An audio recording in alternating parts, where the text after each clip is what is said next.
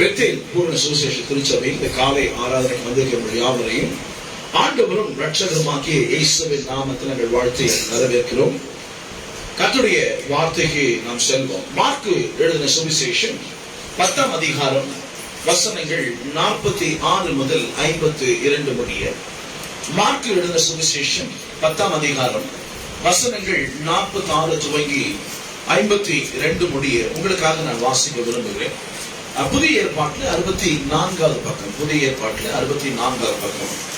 Mark சுவிசேஷம் 10ஆம் அதிகாரம் வசனங்கள் 46 துவங்கி 52 முடிய.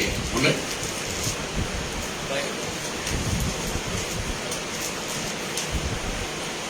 பின்பு அவர்கள் எரிகோவுக்கு வந்தார்கள். அவரும் அவருடைய சீஷர்களும் திரளான ஜனங்களும் எரிகோவை விட்டு புறப்படுகிற போது திமேயுவின் மகனாகிய பர்திமேயு என்கிற ஒரு குருடன் வழி அருகே உட்கார்ந்து பிச்சை கேட்டுக் கொண்டிருந்தான். அவன் நசரேயனாகிய இயேசு வருகிறார் என்று கேள்விப்பட்டு, இயேசுவே, தாவீதின் குமாரனே, எனக்கு இரங்கும் என்று கூப்பிட தொடங்கினான். அவன் பேசாதிருக்கும்படி அநேகர் அவனை அதட்டினார்கள். அவனோ, தாவீதின் குமாரனே, எனக்கு இரங்கும் என்று முன்னிலும் அதிகமாய் கூப்பிட்டான். இயேசு நின்று அவனை அழைத்து வர சொன்னார். அவர்கள் அந்த குருடனை அழைத்து, திடன் கொள், எழுந்திரு, உன்னை அழைக்கிறார் என்றார்கள். உடனே அவன் தன் மேல் வஸ்திரத்தை எறிந்துவிட்டு எழுந்து இயேசுவினிடத்தில் வந்தான். இயேசு அவனை நோக்கி, நான் உனக்கு என்ன செய்ய வேண்டும் என்று இருக்கிறாய் என்றார். அதற்கு அந்த குருடன், ஆண்டவரே, நான் பார்வை அடைய வேண்டும் என்றான். இயேசு அவனை நோக்கி, நீ போகலாம், உன் விசுவாசம் உன்னை ரட்சித்தது என்றார். இயேசு அவனை நோக்கி, நீ போகலாம், உன் விசுவாசம் உன்னை ரட்சித்தது என்றார்.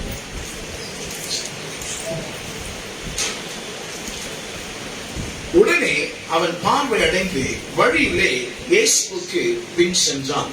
ஆமென். இந்த கருத்தாளர்கள் இந்த வாசித்தான வேத பகுதியில இந்த காலையில் நாம் நம்முடைய செய்தியினுடைய தலைப்பு என்ன அப்படின்னு சொன்னா,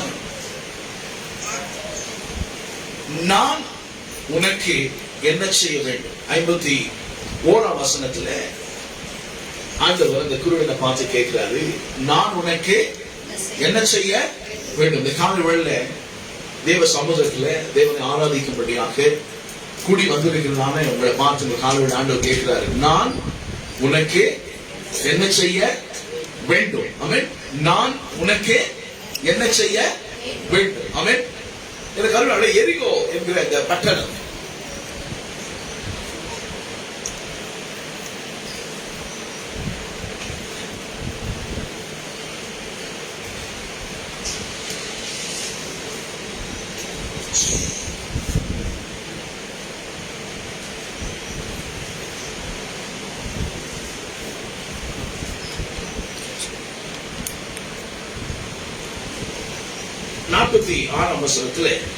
பின்பு அவர்கள் அப்படின்னு சொன்னா இயேசுவும் அவருடைய சீஷர்களும் எரிகோவுக்கு வந்தார்கள் என்று வேதம் சொல்லுகிறது.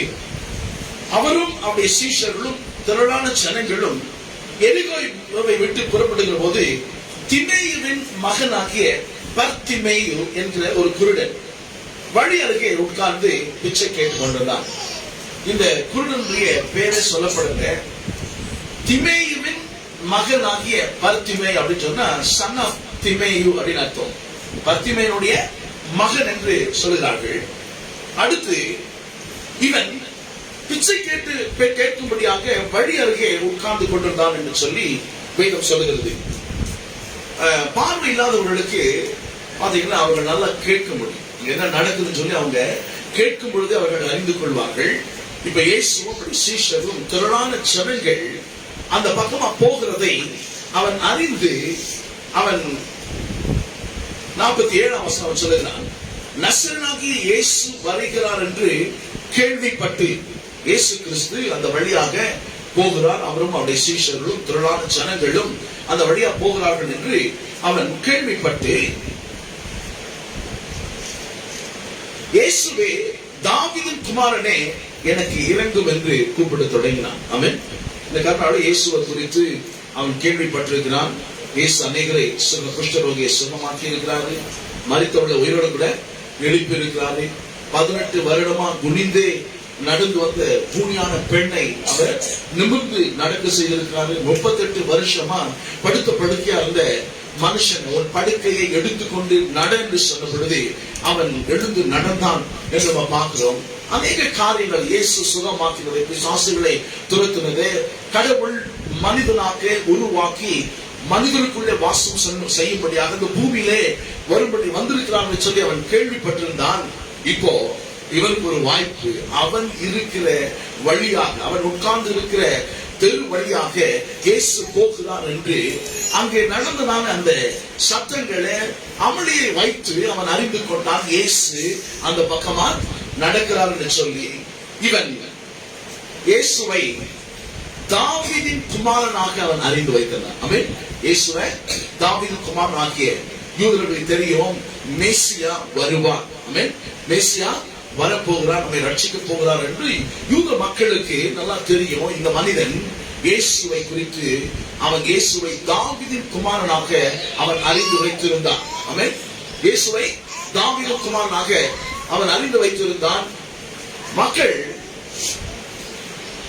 இப்போ இயேசுவே தாவீதின் குமாரனே எனக்கு இறங்கும் என்று அவன் கூப்பிட தொடங்கினான். இயேசு அந்த வழியா போறான் கேள்விப்பட்டு இப்ப என்ன பண்ணிட்டான், அவன் இயேசுவை அவன் அழைக்க தொடங்குகிறான். எனக்கு அருமையானவர்களே, இப்போ மேசியா வந்திருக்கிறார், ரட்சகர் வந்திருக்கிறார், குணமாக்குகிறவர் அவன் வழியாக போகிறான் என்பதை கேள்விப்பட்டு அவனுடைய வாய்ப்பை அவன் பயன்படுத்திக் கொள்வதை நம்ம இங்க பார்க்கிறோம். ஆமென். இந்த வாய்ப்பை விட்டா வேற வாய்ப்பு அவனுக்கு அமையாது என்று சொன்னா, இவன் யாராவது எங்காவது இவன் போகணும்னு சொன்னா அவனை வழி நடத்த ஒரு ஆளு வேண்டும், கொண்டு போக வேண்டும். இப்போ இவன் இயேசுவே தாவீதின் குமாரன் எனக்கு இறங்கும் என்று கூப்பிட தொடங்கினான். உடனே அங்க இருந்த மக்கள் என்ன சொன்னாங்க, இவன் மிகப்பெரிய ஒரு டீச்சர், போதகர், அவரை சுற்றி ஏராளமான ஜனங்கள் போய்கொண்டிருக்காங்க. அவர் ரொம்ப அலுவலா இருக்கிறாரு, இந்த குருடனுக்கு எங்க அவரு நேரத்தை கொடுக்க முடியும், அவர் ரொம்ப அலுவலா இருக்கிறான்னு சொல்லி அவனை சொன்னாங்க. நீ சத்தம் போடாத, அமைதியா இது, உனக்கு என்னப்பா வேணும், உனக்கு பணம் தானே வேணும், பிச்சை தானே வேணும், நீ எதுக்கு அவரை கூப்பிடுற, எதுக்கு அவரை நீ தொந்தரவு பண்ற, உனக்கெல்லாம் அவரே பண்ண மாட்டாரு, உன்னை கவனிக்கலாம் அவருக்கு நேரம் இல்லை, நீ சத்தம் போடாத, அமைதியா இரு அப்படின்னு சொல்லி அவனை சொன்னாங்க. ஆனால் வேதம் சொல்லுது, அவன் முன்ன காட்டுல இன்னும் அதிகமா சத்தமிட்டு அவன் கூப்பிட்டான்.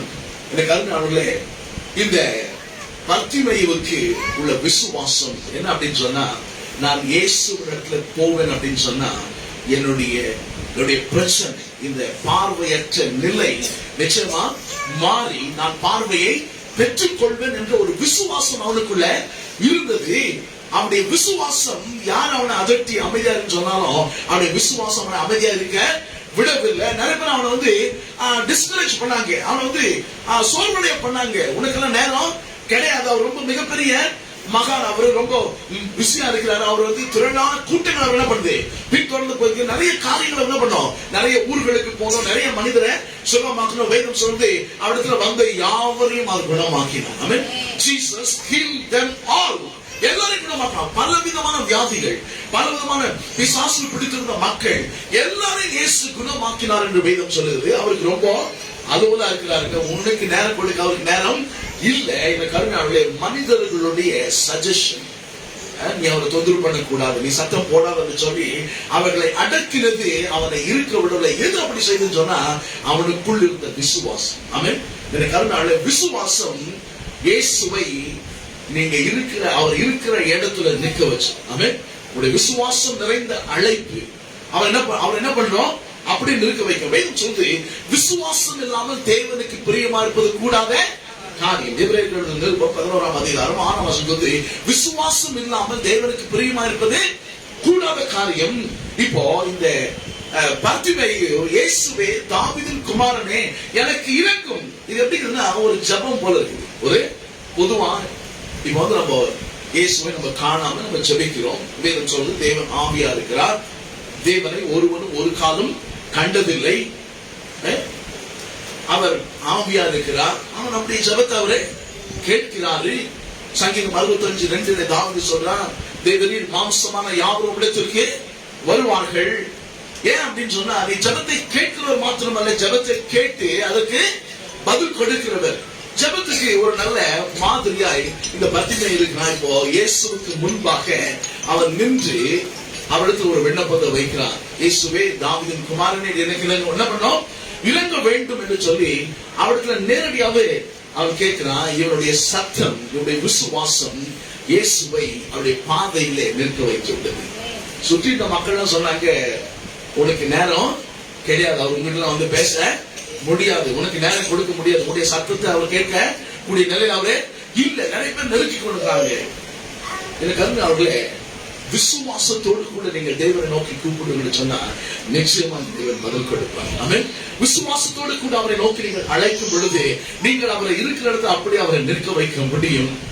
இப்போ பேசாத, சத்தம் போடாத அப்படின்னு சொன்ன மக்கள் இப்ப இயேசு நின்று அவனை அழைத்துவான்னு சொல்ற. இயேசு நின்று அழைத்துவான்னு சொன்ன உடனே இப்போ சத்தம் போடாது, அமைதியா இரு, உனக்கு நேரம் இல்லை சொன்ன அதே மக்கள் இப்போ சொல்றாங்க, திடன்கொள், எழுந்துரு, உன்னை அழைக்கிறார். என்ன சொன்னாங்க? பேசாதையா, சத்தம் போடாத, உனக்கு நேரம் கிடையாதுன்னு சொன்ன மக்கள், அதே மக்கள் இப்ப சொன்னாங்க, இயேசு நின்று விசுவாசத்தோடு கூட நாம் அழைக்கும் பொழுது அவரை நாம் அப்படியே நிறுத்தலாம். அவன் நம்மை கவனிக்கும்படியாக, நமக்கு உதவி செய்யும்படியாக, நம்முடைய ஜெபத்துக்கு பதில் கொடுக்கும்படியாக, நம்முடைய பிரச்சனை விடுதலை ஆக்கும்படியாக, நமக்கு உதவி செய்யும்படியாக அவர் இரக்கத்தில் ஐஸ்வர்யம் உள்ளவராக இருக்கிறார். ஆமென். இப்போ இயேசுடைய ஒரு வார்த்தை சூழ்நிலையை மாற்று. ஆமென். இயேசுடைய ஒரே ஒரு வார்த்தை, அவருடைய வாயிலிருந்து பிறந்த ஒரே வார்த்தை, அவனை அழைத்து வாருங்கள். என்ன சொன்னாரு? நின்று அவன் என்ன பண்ணுங்க, அழைத்து வாருங்கள் சொன்னார்ல. இப்போ அதே மக்கள் சொன்னாங்க, எழுதுவா, சந்தோஷப்படி, மகிழ்ச்சியா உன்னை என்ன பண்றாரு, உனக்கு கூட நேரம் இருக்குது. இவங்களுக்கு என்ன தெரியல மனுஷனுக்கு. எனக்கு அதனால வேதம் சொல்லுங்க, தேவன் சொல்றாரு, என்னிடத்துல வருகிற ஒருவனையும் நான் புறம்பேற்றுவேன். என்னிடத்துல வருகிற ஒருவனையும் நானே. மனுஷன் நம்மளை அப்படி பார்க்கலாம் பாருங்க. வேதம் சொல்லி மனிதன் முகத்தை பார்க்கிறான், தேவன் இருதயங்களை ஆராய்ந்து அறிகிறவராகிறான். ஆமென். நம்ம உடைய பார்க்கிறோம், நடைய பார்க்கிறோம், அவங்களுடைய பணத்தை பார்க்கிறோம், அவருடைய செல்வாக்க பார்க்கிறோம், அதை பார்த்துதான் நம்ம மனுஷன் இடம் போடுறோம். ஆனா தேவன் அப்படி அல்ல. ஏன் சொன்னா, தாயின் கருவிலே நாம் உருவாவதற்கு முன்பே நம்மை முழுவதுமாய் அறிந்த தெய்வம். ஆமென். நான் யாரும் போய் அப்படி சொல்ல வேண்டிய அவசியமே. அதான் ஜபத்துல போகும்போது ஜபிக்கிற நேரம் மட்டும் போய் நான் இப்படி அப்படி நான் என்ன பண்ண முடியாது, கம்பெல்லாம் அடிக்க முடியாது. ஏன்னு சொன்னா, உன்னை பத்தி முழுசா தெரிஞ்ச ஒரு தெய்வத்துக்கிட்ட நீங்க ஜபிக்கும்படியாக போகிறீர்கள். விசுவாசத்துக்கு மட்டுமே அவர் பதில் கொடுக்கிறவராய் இருக்கிறார். என்ன கருணாவில் இப்போ முதல் அவன் என்ன கேட்டான், இயேசுவே, தாவீதின் குமாரனே, எனக்கு இறங்கும். முதல்ல ஒரு பொதுவான ஒரு ஜபத்தை அவன் செய்யறான். இப்ப இயேசு வந்துட்டான். இப்ப இயேசு அவனை பார்த்து கேட்டாரு, நான் உனக்கு என்ன செய்ய வேண்டும்? நல்லவேளை பேர் அங்க இல்ல, இருந்தா ஒருவேளை கேட்டிருப்பான். 12 வருடமா பெரும்பாலுள்ள ஸ்திரீ இயேசுடைய வஸ்திர தொங்கலை தொட்டு அவள் சுகம் அடைந்த பொழுது இயேசு திரும்பி பார்த்து, என்னை தொட்டது யார் அப்படின்னு கேட்டாரு. பேதுரு உடனே சொன்னாங்க, இவ்வளவு பேர் உங்களை நெருக்கி இருக்கிறாங்க, இவ்வளவு பேர் உங்களை தொட்டு நிற்கிறாங்க, என்னை தொட்டது யாருன்னு கேட்கிறீங்களா, என்ன கேள்வி இது? ஆண்டு சொன்னாரு, என்னை ஒருவர் தொட்டது உண்டு. பாருங்க, 12 வருஷமா வியாதியா இருந்த ஒரு பெண், அநேக மருத்துவர்களால, அவர் பார்க்காத டாக்டரே கிடையாது, அவ மேல செய்யாத டெஸ்டே கிடையாது, அவ சாப்பிடாத மருந்தே இல்லை. வேகம் சொல்லுது, அவ சொத்தே அழிஞ்சு போச்சு, சொத்தே அழிந்து போச்சு. லூக்கால சொல்றாரு, அவருடைய சரீரத்துல கொஞ்சம் கூட சுகம் இல்லை, சொத்து அழிந்து போச்சு. யாரெல்லாம் என்னென்ன டாக்டர் எல்லாம் பார்க்க சொன்னாலும் அவ்வளவு டாக்டரும் பார்த்தாச்சு, எல்லா டாக்டர் கொடுத்த மருந்து முழுங்கியாச்சு. ஆனா லூக்கா சொல்றாரு, அவர் ஒரு மருத்துவர், அவர் சொல்றாரு, சற்றாகிலும் குணமடையவில்லை. இப்போ இயேசு அவளுடைய பக்கமா வருகிறாள் என்று அவள் கேள்விப்பட்டாள். இப்ப அவள் தனக்குள் சொல்லிக் கொண்டார், நான் போய் அவருடைய வஸ்திரத்தின் ஓரத்தை தொட்ட சுகமா. ஆமென். இது பெரிய விசுவாசம் என்ன? நான் போய் அவருடைய வஸ்திரத்தின் ஓரத்தை தொட்டா நான் சுகமாவேன். அவருடைய விசுவாசம். இப்போ எல்லாரும் தொட்டுனாங்க, அது வேற விஷயம். ஆனா இவள் 12 நீண்ட ஆண்டுகளாக வியாதிப்பட்டு கொஞ்சம் கூட சுகம் பெறாம ரொம்ப நம்பிக்கையற்ற நிலையில, செலவு செய்ய பணம் இல்லை, அவளை மனிதர்கள் அவளை என்ன பண்ணாங்க, ஒதுக்கிட்டாங்க. அப்படியே வியாதி, அப்படிப்பட்ட வியாதி. ஆனா அது மத்தியிலே அவள் இயேசுவின் மீது விசுவாசம் வைத்தாள். இவரை தொட்டா நான் சுகமாவேன். இப்போ விசுவாசத்தோடு கூட அவரை தொட்டா அவருக்கு தெரியும். அவன் விசுவாசத்தோடு கூட அவரை இந்த பெண் தொட்டா, எல்லாரும் தொட்டு கொண்டிருந்தாங்க. ஆனால் இவருடைய தொடுதல் மிகவும் வித்தியாசமானது. இவ விசுவாசத்தோடு கூட அவரை தொட்டாள். வேதம் சொல்லுகிறது, அவரிடத்திலிருந்து குணமாக்குதான வல்லமை புறப்பட்டு சென்று உடனே அவருடைய உதிரத்தின் ஊழல் நின்று போயிட்டு வேதம். அவன் இயேசுவை தொட்ட மாத்திரத்துல, அவளை இயேசு தொட்ட யாவரும் சுகமானாங்க. இயேசு தொட்ட யாவரும் சுகமானாங்க. ஒரு குஷ்டரோகி வந்து இயேசு முன்பாக முழங்கால் படிட்டு அவர் பார்த்து சொன்ன, ஆண்டவரே உமக்கு சித்தமானால் என்னை சுத்தமாக்குமால் ஆகும். உடனே இயேசு அவனை தொட்டு, எனக்கு சித்தம் உண்டு சுத்தமாக்கு சாப்பிட்டு சுத்தமாயிட்டான். யார் தொட்டது? இயேசு தொட்ட உடனே குஷ்டரோகி சுகமாயிட்டான். ஒரு குருடன் வந்து ஆண்டவர்களை கேட்டான், ஆண்டவரே நான் பார்வையடைய வேண்டும். இயேசு கீழே மண்ணில் எச்ச துப்பி சேர் உண்டாக்கி அவன் கண்கள்ல போட்டு, நீ போய் என்ன பண்ண, சீலோவாம் குளத்துல கழுவு அப்படின்னு சொல்லி சொன்னாங்க. அவன் போய் கழுவுன போது அவன் கண்டான், அவனுடைய பார்வை வந்தது. இயேசு தொட்ட யாரும் சுகமானாங்க. இயேசுவை தொட்ட யாரும் சுகமானாங்க. இயேசு தொட்டாலும் சுகம், மற்றவங்க சுகத்தை வேண்டி அவரை தொட்டாலும் அவருக்கே சுகம். ஒருவேளை வசனம் சொல்லி தாங்கள் அவரை தொடும்படிக்கு அவரை வேண்டிக் கொண்டார்கள். ஒரு இடத்துல வரும்போது வேதம் சொல்லி எல்லாரும் என்ன கேட்டாங்களா, ஆண்டவரே நாங்க உங்களை என்ன பண்ண, தொட்டுக, எங்களுக்கு உதவி செய்யுங்க, எங்களுக்கு அனுமதி கொடுங்க அப்படின்னு சொல்லி வேதம் சொல்லி அவர் தொட்ட யாவரும் சுகமானார்கள். இங்க இயேசுவை நோக்கி இந்த பர்திமை கேட்கிறான், இயேசுவே தாவீதின் குமாரனே எனக்கு இறங்கும் என்று அவன் சத்தம் விட்டது. இயேசுவை அப்படி அவர் இருந்த இடத்துல நிறுத்தி விட்டது. இப்போ இயேசுவை அழைத்துவான்னு சொல்லி கூப்பிட்டு கேட்கிறார், நான் உனக்கு என்ன செய்ய வேண்டும்? அந்த குருடன் சொன்னா, ஆண்டவரே நான் பார்வையடைய வேண்டும். ஆமென். நாம் ஜெபிக்கும் பொழுது குறிப்பாய் நாம் ஜெபிக்க வேண்டும் என்று தேவன் விரும்புகிறார். முதல்ல இந்த ஜெபத்தை தொடங்கும் போது, ஆண்டவரே எனக்கு இறங்கும். 2 பேர் ஜெபிக்கும்படியாக தேவாலயத்துக்கு போனாங்க. ஒருத்தன் வரி வசூலிக்கிறவன், இன்னொருத்தன் வந்து பரிசேயன். 2 பேர் ஜெபம் பண்ணாங்க. 2 விதமான ஜெபம். பரிசேயன் சொன்னா, பரிசேயன் அப்படின்னு சொன்னா ஆங்கிலத்துல பாரிசி அப்படின்னு சொல்றாங்க. பாரிசி இவரை நல்லா ஞாபகம் வச்சுக்கணும் அப்படின்னு சொன்னா, how fair I see. எப்ப அவர் என்ன சொல்றாருன்னா, பரிசை என்ன சொல்லுவாங்க, என்ன பாரு என் அழக பாருன்னு சொல்றதுதான் பரிசை. தெரியுமா உங்களுக்கு? வேதத்துல பரிசை சரிசைன் 2 கூட்டத்தான் நாங்க இயேசு வாழ்ந்த காலத்துல. அதுல பரிசேயர்கள் வந்து அவங்க சுய நீதி உடையவர்கள். அவங்க வந்து ஜெபம் பண்ண சொன்ன, ஆண்டவரே வாரத்துல நான் 2 முறை உபவாசிக்கிறேன். வாரத்துல ஆமா கடுகுல கூட நான் என்ன பண்றேன், தசம பாகம் குடிக்கிறேன். இங்க நின்றுக்கிறாரே தூரமா இந்த பாவி வரி வசூலிக்கிறேன், அவனை போலலாம் நான் இல்ல. அப்படி வார்த்தைக்கு கீழ்படிந்து நான் என்ன பண்றேன், வாழ்றேன். ஆகையினால நீங்க என் ஜெபத்துக்கு பதில் கொடுக்க வேண்டும். ஒருத்தர் ஜெபம் பண்ண, இந்த வரி வசூலிக்கிறவன் ஆயக்காரன். அவன் வேதம் சொல்லுது, அவன் தன் கண்களை வானத்துக்கு ஏறெடுக்க துணியாமல் தன் மார்பில் அடித்துக் கொண்டு அவன் சொன்னான், ஆண்டவரே பாவியாக்கிய என் மேல் கிருபையாய். சொன்னான், பாவியாகிய என் மேல் அவன் தன்னை தாழ்த்துகிறான். தெய்வ சமூகத்திலே தன்னை முழுவதுமாக அர்ப்பணித்து அவன் சொல்றான், வானத்துக்கு மேலாக தன் கண்களை கூட அவன் ஏறெடுக்க துணியாமல் அவன் சொன்னான், ஆண்டவரே பாவியாகிய என் மேல். இயேசு சொல்ற, இவன் அல்ல, இவனே நீதிமான் ஆக்கப்பட்டவனாக போன. 2 பேர் ஜெபிக்க வந்தாங்க. ஒருவருடைய ஜெபம் கேட்கப்படவில்லை, இன்னொருடைய ஜெபம் கேட்கப்பட்டது.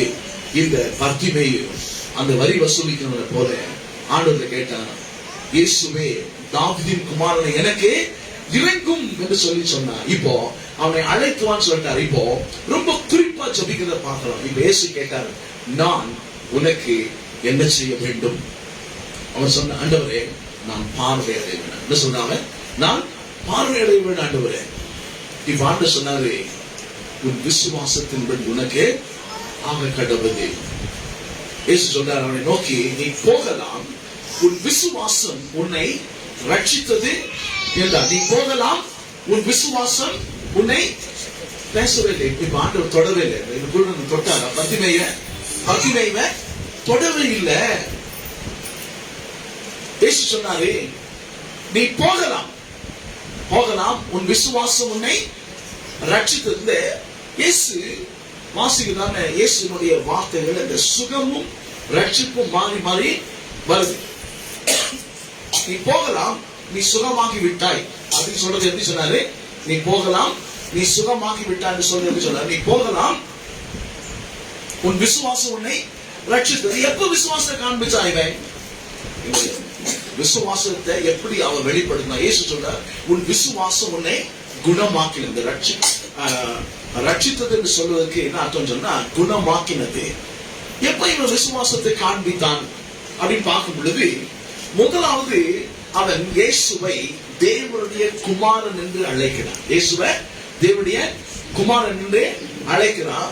வரப்போகிறவராகிய மேசியா இவர்தான் என்று அவன் விசுவாசித்தான். இப்போ இயேசு இவனுடைய கூக்குரலை கேட்டு நின்று இவனை அழைத்து வா அப்படின்னு சொல்லி சொன்ன உடனே வேதம் சொல்லுகிறது, அவன் தன் மேல இருந்ததான அந்த வஸ்திரத்தை எரிந்து விட்டு, 50ஆம் வசனம், உடனே அவன் தன் மேல் வஸ்திரத்தை எரிந்து விட்டு எழுந்து இயேசுவின் இடத்தில் வந்தான். மேல போட்டுதான் அந்த துப்பட்டி. குளிருக்கு அவன் பகல் இருக்கும் பொழுது அவனுக்கு ஒரு கோட்டு மாதிரி மேல் வஸ்திரம் மாதிரி உபயோகப்பட்டது. இரவுல குளிருக்கு அவன் அதை போர்த்தி கொண்டு படுத்துக் கொள்வான். காலையில இருந்துச்சாக்கா பிச்சை எடுக்க அந்த மேல் வஸ்திரத்தை அந்த பெட்ஷீட்டை பிரிச்சு வச்சுக்கான்னு சொன்னா, அவன் போற முறைகிட்டலாம் கேட்டான்னு சொன்னா, எனக்கு உதவி செய்யும் கேட்கும் போது அவங்க போடுற காசுங்களை அதான் பண்ணுவான் கலெக்ட் பண்ணி எடுக்கிறது. எப்படி இயேசுக்கு இவன் கிட்ட விசுவாசம் இருக்குது, இவன் விசுவாசத்தை எப்படி வெளிப்படுத்தலாம்னு சொன்னா, இயேசு உன்னை அழைக்கிறான்னு சொன்ன உடனே அவன் தீர்மானம் பண்ணிட்டான், நான் என்ன பண்றேன், இயேசுவுக்கு போக போறேன், நான் பார்வையை பெற்றுக்கொள்ள போறேன். இனிமேல் எனக்கு இந்த மேல் வசனம் அவசியமே. சொன்னாரு, நீ போகலாம், உன் விசுவாசம் உன்னை குணமாக்கினது. உன்னை குணமாக்கினது. இப்போ அவனுக்குள்ள ஒரு பெரிய நம்பிக்கை. நாம் ஜெபிக்கும் பொழுது தேவன் நம்முடைய ஜெபங்களுக்கு பதில் அளிக்கிறான் என்று நாம் விசுவாசிக்கிறோம். ஆமென். ஜெபிக்கிறோம், எல்லாரும் ஜெபிக்கிறோம். நிறைய பேர் ஜெபத்துக்கு பதில் வரல, நிறைய பேருக்கு கோபம், நிறைய பேருக்கு எவ்வளவு நாள் நான் ஜெபிக்கிறது, ஒண்ணுமே நடக்கலையே, ஜெபித்தா நான் பதில் கொடுப்பேன்னு சொன்னாரு. எங்க அப்படியே தானே இருக்குது சூழ்நிலை. எனக்கு அருமையானவர்களே, கொஞ்சம் செக் பண்ணோம். நீங்க என்ன கேட்கிறீங்களோ அதை நீங்க பெற்றுக்கொள்வோம் என்று விசுவாசிக்கிறீங்களா? உங்களுடைய ஜெபம் விசுவாசத்தோடு கூட இருக்கிறதா? நீங்க ஜெபிக்கிற ஜெபம். இந்த பத்திமையை இயேசு அழைக்கிறான்னு சொன்ன உடனே, இயேசு இந்த பக்கம் வரான்னு சொன்ன உடனே அவனுக்கு மேசியா வந்து விட்டார், ரட்சகர் வந்து விட்டார், குணமாக்கர் வந்து விட்டார். கடவுள் மனு உருவாக்கி மனிதர்கள் மத்தியிலே வாசம் பண்ணபடியா வந்துட்டார் என்று சொல்லி அவன் அறிந்து அவரை விடக்கூடாதுன்னு சொல்லி அவன் விடாப்பிடியாய் அவன் தொடர்ந்து தன்னுடைய சத்தத்தை உயர்த்தி அவருடைய கவனத்தை அவன் பக்கமாக திரும்பும் வரைக்கும் விசுவாசத்தோடு கூட அவன் இன்னும் அதிகமாய் அவன் சத்தமிட்டான். அவன் சொன்னான், இயேசுவே தாவீதின் குமாரனே எனக்கு இரக்கம் ஆண்டவரே. அவன் நல்லா தெரிஞ்சது, இவர் இரக்கத்தில் ஐஸ்வர்யம் உள்ள தேவன். ஆமென். இரக்கத்தில் ஐஸ்வர்யம் உள்ள தேவன். இவருடைய கூக்குரலை கேட்டு கேட்காதவர் போக முடியாது, நான் அவரை விடுவதில்லை. விசுவாசத்தோடு கூட அவன் சத்தமிட்டான். இப்ப இயேசு நின்றுட்டாரு. அவன் தன் மேல் வஸ்திரத்தை உதறி தள்ளிட்டான். எதை காண்பிக்கணும்னு சொன்ன, இனி நான் பிச்சை எடுக்க போறேன். இனி நானே யாரும் எனக்கு உதவி செய்ய வேண்டிய அவசியம் இல்லை. ஏன் இவர்கள் பிச்சை எடுத்தாங்கன்னு சொன்னா, அவர்களுக்கு பார்வை இல்லாதனால அவர்களால் எந்த ஒரு வேலையும் செய்ய முடியாது, வேற வழி இல்லை. அந்த காலத்துல யூதர்கள் என்ன நம்பினாங்க சொன்னா, இப்படிப்பட்ட மக்களுக்கு உதவி செய்வது சிறந்த பக்தி அப்படின்னு சொல்லி என்னாங்க. ஆண்டு சொன்னா, உங்களுக்குள்ள இருக்கிற ஏழை எளியவர்களுக்கு என்ன பண்ணோம், உதவி செய்ய வேண்டும். எனக்கு வேதம் சொல்லுகிறது, நன்மை செய்ய உனக்கு திராணி இருக்கும் பொழுது அதை செய்ய தக்கவர்களுக்கு செய்யாமல் இராதன்னு சொல்றாரு. நன்மை செய்ய உனக்கு திராணி இருக்கும்போது அதை செய்யாம போயிட்டு சொன்னா அது பாவம் வேறும் சொல்லும். ஆமென். நன்மை செய்யணும், நம்ம நன்மை செய்யணும். தேவ ஜனங்களாகிய நாம் நன்மை செய்கிறவர்களாக இருக்கிறோம். வேதம் இயேசு பத்தி சொல்லும் பொழுது வேதம் சொல்லி அவர் நன்மை செய்கிறவராய் சுற்றி திரிந்தார். இந்த பூமியிலே இயேசு வந்த பொழுது அவர் நன்மை செய்கிறவராய் இந்த பூமியில சுற்றி திரிந்தார். இப்போ இந்த குருடனுக்குள்ள விசுவாசத்தை எப்படி இயேசு பார்த்தாரு? அவன் தன் மேல் வஸ்திரத்தை எரிந்து விட்டான். ஏன்னு சொன்னா இயேசு நான் போக போறேன். அவனுடைய விண்ணப்பம் என்ன? அவன் சொன்னான், ரெடியா சொன்னான், அவன் குறிப்பா சொன்னான், நான் பார்வை அடைய வேண்டும். அவன் என்ன சொல்லிட்டு போறான்? பார்வை கிடைச்சுன்னா ஏன் நீ நிச்சயம் எடுக்கணும்? இனி அவனுக்கு அந்த அடையாளம். இன்னொரு காரியம் அங்க அந்த வேதாகம காலத்துல என்ன சொன்னா, இந்த மனிதர்கள் மேல போட்டிருக்கிற அந்த துப்பட்டினுடைய வண்ணத்தை பார்த்தாலே அவங்க யாரும் கண்டுபிடிச்சுவாங்க. குஷ்டரோகின்னு சொன்னா அவங்க ஒரு விதமான ஒரு கலர் மேல பெட்ஷீட் அவங்க போத்திருப்போம். குருடன் சொன்னா அவங்களுக்கு ஒரு விதமான கலரான பெட்ஷீட்டை மேல கொடுத்தாங்க. அதை பார்த்தவங்க தெரிஞ்சு கொள்ளலாம். ஏன்னு சொன்னா குஷ்டரோகிகள் தொடக்கூடாது, அவர்கள் இருக்கிற பக்கம் கூட போகக்கூடாதுன்னு சொன்னா தீட்டுப்பட்டு விடுவாங்க. அப்படி தீட்டுப்பட்டு ஒரு வார காலம் நிறைய அவங்க என்ன பண்ணுவோம், அந்த அவர்களை சுத்திகரித்துக் கொள்ள சில காரியங்களை செய்வதன்படி தேவன் கட்டளையிட்டு இருந்தாரு. அது ஏறக்குறைய ஒரு வாரத்துக்கு செல்லும். ஆகினால அவங்க மேல போட்டுக்கிற அந்த உடைய வச்சு அவங்களை அடையாளம் கண்டுபிடிச்சுவாங்க. இப்போ இவனுக்கு இயேசு உள்ளத்துல நான் பார்வையை கேட்க போறேன், பார்வையை பெற்றுக்கொள்ள போகிறேன் என்ற உறுதி நிச்சயம், இயேசு என்னை குணமாக்க போகிறாரு, பார்வையை கொடுக்க போகிறார் என்று அவன் ஆணித்தரமாக விசுவாசித்தான். நம்பினா என் ஜெபத்துக்கு நிச்சயமா பதில் கிடைக்க போகுதுன்னு சொல்லி அவன் விசுவாசித்தபடினால அவன் மேல இருக்கிற வஸ்திரத்தை எரிந்து விட்டான்.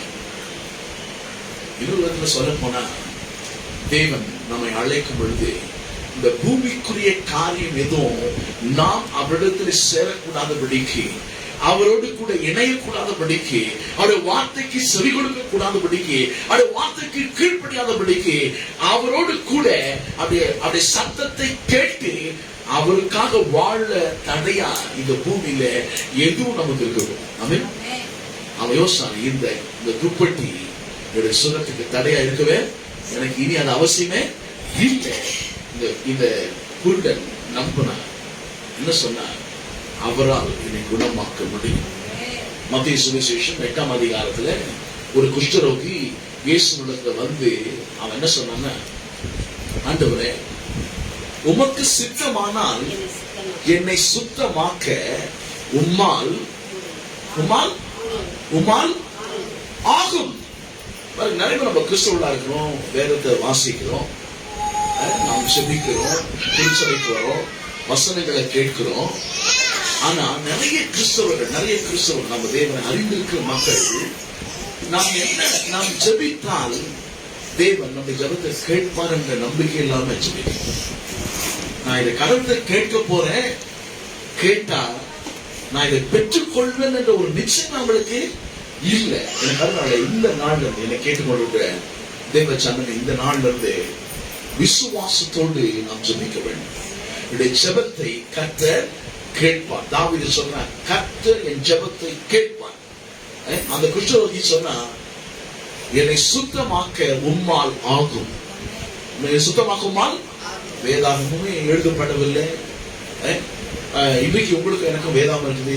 இயேசு சிலுவையில உலகத்து மனிதர்களுடைய பாவங்களுக்காக அவர் மரிக்கல. சிலுவையில உலக மக்களுடைய வியாதிகளை, நோய்களை, பிணிகளை அவர் தன்மையில சிலுவையில சுமந்து தீர்க்கல. இனிமேல் தான் அவர் சிலுவைக்கு போக வேண்டும். மனிதனுடைய பாவங்களுக்காக பாவ நிவர்த்தி செய்ய வேண்டும். மனிதன் சுகமாய் இருப்பதற்காக முழு மனு குலத்தில வியாதியும் இயற்கைக்கு அப்பாற்பட்ட விதத்தில பிதாவாகி தேவன் எடுத்து இயேசு மேல வைக்க வேண்டும். அதெல்லாம் இன்னும் நடக்கவே இல்லை. அவர் பாடுபட்டு மரித்து அடக்கம் பண்ணப்பட்டு உயிரோடு கூட எழும்ப வேண்டும். இதெல்லாம் நடப்பதற்கு முன்பாகவே இந்த வேத வசனங்கள், இன்னைக்கு நிறைய வேத வசனங்கள் சொல்லி தேவன் ஜெபத்துக்கு நமக்கு பதில் கொடுக்கிறார் என்று நாம் அறிந்திருக்கிறோம். நிறைய காரியங்கள் நம்ம வாழ்க்கையில கர்த்தர் நிறைய நம்முடைய ஜெபங்களுக்கு பதில் கொடுத்திருக்கிறார். அப்படி இருந்தும் நம்மளால என்னுடைய ஜெபத்துக்கு கர்த்தர் பதில் கொடுப்பார். என் சூழ்நிலையை மாற்றி போடுவார். நான் இந்த சூழ்நிலையை இப்படியே உட்கார்ந்து இருக்க வேண்டிய அவசியம் இல்லை. நான் கண்ணீர்ல இருக்க வேண்டிய அவசியம் இல்லை. என்னுடைய என்னுடைய பொருளாதார நிலைமைகள் இப்படியே இருக்க போகுது, நான் கடல்லையே மூழ்கி போவது இல்லை. என்னுடைய வாழ்க்கையின் பிரச்சனைகளுக்கு பதிலாக இருக்கிற மெசியா, ரட்சகர், சர்வ வல்லமையுள்ள தேவன், மகத்துவமும் பயங்கரமானவர், ஜெபத்தை கேட்டு பதில் கொடுக்கலான தேவன், அவளுக்கு நான் ஜெபிக்க போறேன், அவளுக்கு காரியங்கள் நான் சொல்ல போறேன். நிச்சயமாக எனக்கு பதில் உண்டாகும் என்று நாம் நம்ப வேண்டும். ஆமென். அந்த குஷ்டரோகி சொன்னா, என்னை சுத்தமாக்க உம்மால் ஆகும், என்னை சுத்தமாக்க உம்மால் ஆகும் என்று சொன்னார். எனக்கு நமக்கு அப்படிப்பட்ட விசுவாசம் இருக்க வேண்டும். வியாதி இருக்குது, ஜெபித்து இருக்கிறோம், இப்போ ஜெபம்லாம் முடிச்சுட்டு வெளியே வந்துட்டோம். கேட்கிறாங்க, எப்படி இருக்கிறீங்க? அதே மாதிரி இருக்குது, இன்னும் கொஞ்சம் ஜாஸ்தியா ஜுரம் அடிக்கிற மாதிரி இருக்குது. உண்மை இல்லைன்னு சொல்லல, இப்பதானே ஜெபித்து வந்திருக்கிறீங்க. என்ன ஜெபித்து இருக்கீங்க? ஆண்டவரே, இந்த ஜுரம் என்னை விட்டு நீங்கட்டும், நான் என்ன சுகமாக்கும் ஆண்டவரே அப்படின்னு ஜெபம் வந்திருக்கிறீங்க. இப்ப ஜெபம் முடிந்த பிறகு உங்களை யாரும் கேட்கிறாங்க, எப்படி எனக்கு உடம்பு? என்ன சொல்லணும்? ஜெபித்து இருக்கிறேன், கர்த்தர் என்னை சுகமாக்குவார், இந்த வியாதி என்னை விட்டு நீங்கிப்போம். அதான் சரியான பதில். என்ன சொல்லணும்? ஆமா. அப்போ ஜெபிக்கும் பொழுது மட்டும் சரியா பேசுவது அல்ல, ஜெபிக்கும் பொழுது மட்டும் விசுவாசிப்பது அல்ல, ஜெபித்து முடித்த பிறகு கூட அதே விசுவாசத்தில் நாம் நிற்கணும். அதே விசுவாசம் நமக்குள்ள இருக்கணும். நாம் பெற்றுக்கொள்ளும் வரைக்கும், நாம் பெற்றுக்கொள்ளும் வரைக்கும் என்ன பண்றோம்? விசுவாசத்துல நாம் தரிச்சு நிற்க வேண்டும். எனக்கு இப்போ ஆண்டவர் உங்களை பத்தி கேட்கிறாரு, நான் உனக்கு என்ன செய்ய வேண்டும்? நான் உனக்கு என்ன செய்ய வேண்டும்? உன் பொருளாதார குறிச்சு நான் உனக்கு என்ன செய்யணும்? உடைய குடும்ப சமாதானத்தை பொறுத்து நான் உனக்கு என்ன செய்யணும்? உடைய பிள்ளைகளை குறித்து நான் உனக்கு என்ன செய்யணும்? உடைய கடன் பிரச்சனையை குறித்து நான் உனக்கு என்ன செய்யணும்? உடைய பிள்ளைகளுடைய எதிர்காலத்தை குறித்து நான் என்ன செய்யணும்? உன்னுடைய ஆவிக்குரிய வாழ்க்கையை குறித்து நான் என்ன செய்யணும்? ஆண்டவர் கேட்கிறாங்க, நான் உனக்கு என்ன செய்ய வேண்டும்? இத பர்த்திமேயு சரியான ஒரு பதில் வச்சிருந்தார். அவனுடைய தேவை என்ன என்பதை தெள்ள தெளிவாய் இயேசுவினிடம் சொல்ல அவன் ஏற்கனவே தீர்மானித்திருந்தான். அவன் ஏற்கனவே தீர்மானம். நிறைய பேர் வராங்க ஜபிக்கிறதுக்கு, ஜபம் பண்ணுங்க. நான் கேட்கிறேன், எதுக்காக ஜபம் பண்ண? உங்களுக்கு மேல இருந்து கீழே இதெல்லாம் என்ன படம் கீழே பார்க்கறது என்ன? எதுக்கு ஜபிக்கணும் தெரியுமே? இல்ல, ஏதாவது ஜபிக்கணும், ஏதாவது பண்ணுங்க, ஜபம் பண்ணுங்க. இல்லைங்க, அப்படி பண்ண முடியாது. ஆண்டவர் கேட்கிறாரு, நான் உனக்கு என்ன செய்ய வேண்டும்? நான் உனக்கு ஆமா. அப்ப ஜபி நேரம் பொதுவா எனக்கு ஜபம் பண்ணுங்க. இல்லைங்க, எதுக்காக ஜபம் பண்ணணும் என்று சொன்னா, இது சும்மா ஒத்தையா ரட்டியா பிடிக்கிற வேலை கிடையாது என்று சொன்னா, இது ரொம்ப ஜபம் ரொம்ப சீரியஸான பிசினஸ். சர்வ வல்லமையுள்ள தேவன், என்னை நேசிக்கிறவர், எனக்காக யாவற்றையும் செய்து முடித்திருக்கிறவர், தாயின் கருவிலே நான் உருவாவதற்கு முன்பே என்னை முழுவதுமாய் அறிந்திருக்கிற தெய்வம், அவருக்கு நான் ஜெபிக்க வரேன். அங்க போய் நான் விளையாடி நிற்க முடியும்.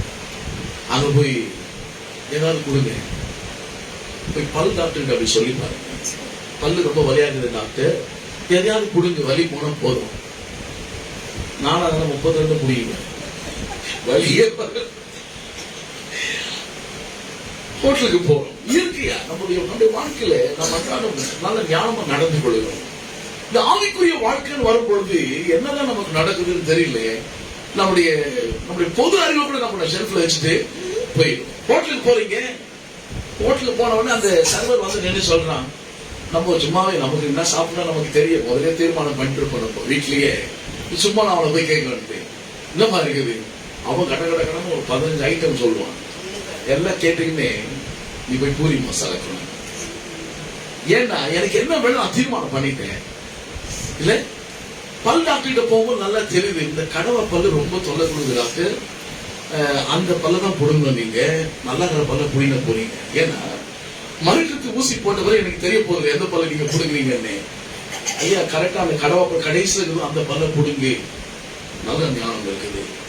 ஆனா தேவத்துல வரும்போது மட்டும் ஆண்டவர் எதையாவது ஒன்று கொடுங்க, எதையாவது இல்லைங்க, குறிப்பாக செபிக்க கற்றுக்கொள்ள வேண்டும்.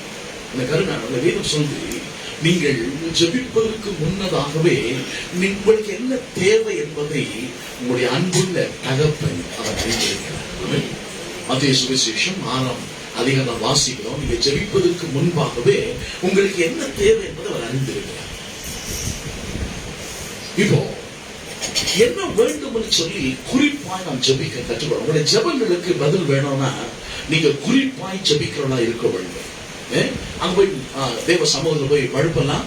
என்னுடைய ஜெபத்துக்கு கர்த்தர் நிச்சயமா என் ஜெபத்தை கேட்கிறார், என்னுடைய ஜெபத்துக்கு நிச்சயமா அவர் பதில் கொடுக்கிறார் என்று விசுவாசிக்க முதல்ல. இந்த பர்திமேயுவுக்கு நல்லா தெரிஞ்சது, நான் இயேசுவிடத்தில் போக போறேன், நான் பார்வை அடைய வேண்டும், நான் கேட்க போறேன், நிச்சயமா பார்வையை பெற்றுக்கொள்ளேன், ஆகையினால இந்த மேல் வஸ்திரம் எனக்கு அவசியமே இல்லைன்னு சொல்லி அவன் தூக்கி எறிஞ்சிட்டான். இவனை போல நாம் மாதிரி இந்த பர்திமேயுடைய வாழ்க்கையிலிருந்து அவன் ஜெபித்த மாதிரி நாம் எடுத்துக்கொள்ள வேண்டும். விசுவாசத்தோடு நாம் ஜெபிக்க வேண்டும். குறிப்பாக வச்சு ஆண்டவரே, அநேக நாட்களாக இந்த வியாதி என்னை தொல்லை பண்ணிக்கொண்டே இருக்கிறது. இந்த வியாதி இதை நினைக்க போனா நான் அங்க வாய்க்கிறேன். ஆண்டவரே, இந்த வியாதி என்னை துன்பப்படுத்துது, இந்த நோய் எனக்கு விலகவே இல்லை. எவ்வளவு டாக்டர் பார்த்துட்டேன், எவ்வளவு மாத்திரையை பார்த்துட்டேன், எவ்வளவு மாத்திரை சாப்பிட்டேன். அப்ப நீங்க குணமாக்குற தெய்வம். என்னுடைய வியாதிகள் எல்லாம் கல்வாரி சிலுவையில உங்களுடைய சரீரத்துல நீங்க சுமந்து தீர்த்துட்டீங்க.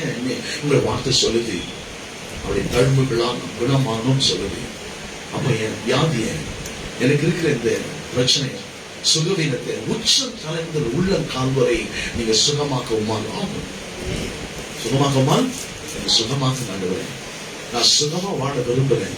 கல்வாரி சிலுவையிலே எனக்காக தெய்வீக சுகத்தை சம்பாதிக்க வச்சிருக்கிறீங்களே, சுகம் பிள்ளையுடைய அப்பம் சொன்னீங்களே, நான் அதை அனுபவிக்க விரும்புறேன். வெறும் வார்த்தையில் அல்ல, என் வாழ்க்கையில இந்த வார்த்தை என்னுடைய அனுபவமாய் மாறட்டும். இயேசு சுகமாக்குகிறார். இன்றைக்கும் நீங்க வியாதிகளை குணமாக்கு என்பதை அந்த அனுபவம் என் வாழ்க்கையை பார்த்து அநேகர் அறிந்து கொள்ளட்டாண்டவர்கள். நாம் ஜெபிக்கணும், குறிப்பாய் நாம் ஜெபிக்க வேண்டும். வேதம் சொல்லுகிறது, நீ போகலாம், உன் விசுவாசம் உன்னை குணமாக்கினது.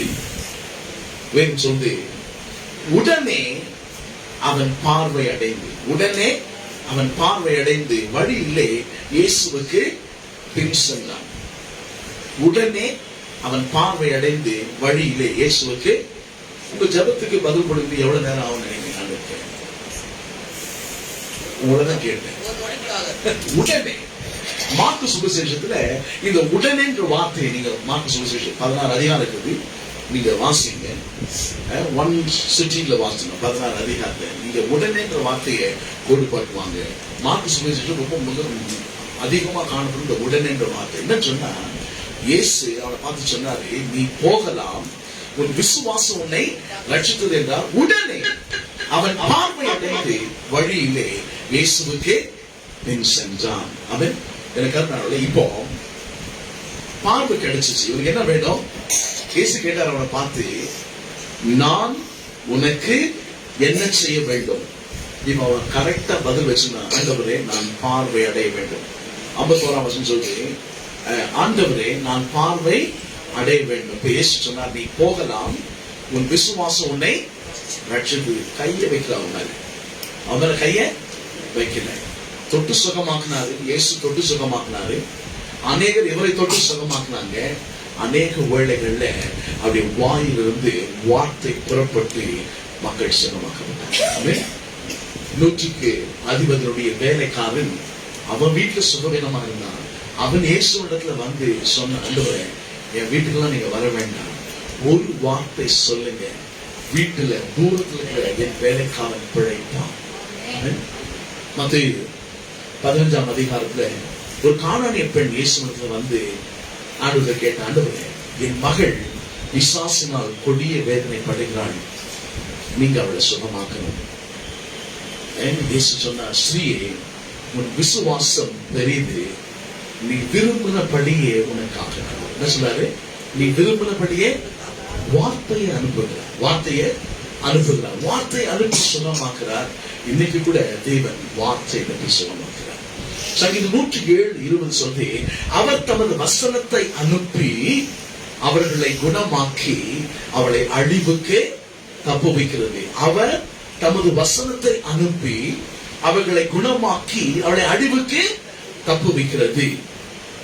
கருமையானே, இங்க இயேசு சொன்னா நீ போகலாம். அது வார்த்தை, நீ போகலாம், உன் விசுவாசம் உன்னை ரட்சித்தது. கருமையானே, உடனே அவன் பார்வையடைந்து வழியிலே இயேசுவுக்கு பின் சொன்னான். அப்படின்னா என்ன அர்த்தம்னா, நான் உங்களுக்கு முதல்ல சொன்னேன், பொதுவாக அவன் ஜெபித்தார், இயேசுவே தாவீதின் குமாரனே எனக்கு இறங்கும். அது பொதுவான ஜெபம். இப்ப பொதுவான ஜெபத்துல இருந்து குறிப்பான ஒரு ஜெபத்துக்கு வேண்டாம். அவனுக்கு என்ன தேவை அதை சொன்னா. இப்ப சொன்ன, ஆண்டவரே நான் பார்வை அடைய வேண்டும். அவன் முதல்ல பொதுவா ஜெபித்தான். இப்போ அப்புறம் அவரை கிட்ட வந்த உடனே அவன் குறிப்பா ஜெபித்தான். இப்போ இவருடைய ஜெபத்துக்கு உடனே இயேசு பதில் கொடுத்தார். என்ன பதில்? அவன் கேட்டான், நான் பார்வை அடைய வேண்டும்.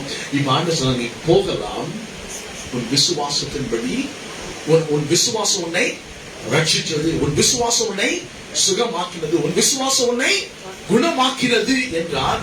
உடனே அவன் பார்வை அடைந்து வழியிலே இயேசுவுக்கு பின் சென்றான். ஒரு அற்புதம் நடந்த உடனே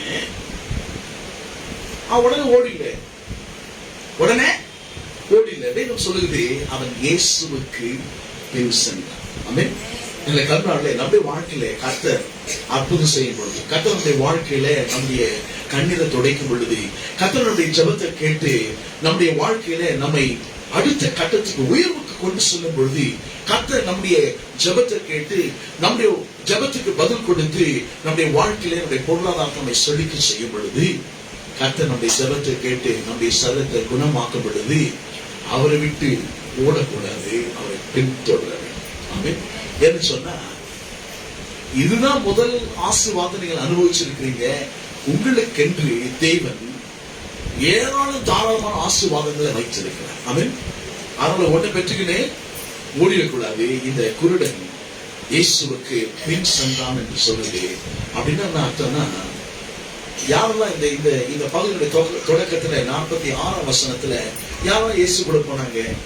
இயேசுவும் அவருடைய சீஷர்களும். 46ஆம் வசனம், பின்பு அவர்கள் எரிகோவுக்கு வந்தார்கள், அவரும் அவருடைய சீஷர்களும் திரளான ஜனங்களும் என்ன பண்ணாங்களா, அவரோடு கூட போனாங்க. இப்ப பார்வை அடைந்த உடனே இவன் இயேசுவை பின்பற்ற ஆரம்பிக்கிறான்.